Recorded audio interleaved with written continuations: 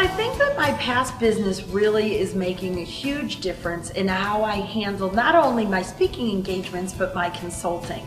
I started in a family-owned business. We had 250 employees in 5 states, so I really understand the dynamics of family business, of running a management team. As the vice president of operations, I was responsible for purchasing, I was responsible for IT, and of course I was responsible for human resources. I was then an entrepreneur and started my own business from scratch, from the basement of my house, ultimately grew it over 9 years to be large enough to sell to Arthur J. Gallagher, a very large corporation. And so I understand what it takes to be an entrepreneur. I understand the budget constraints of a small business.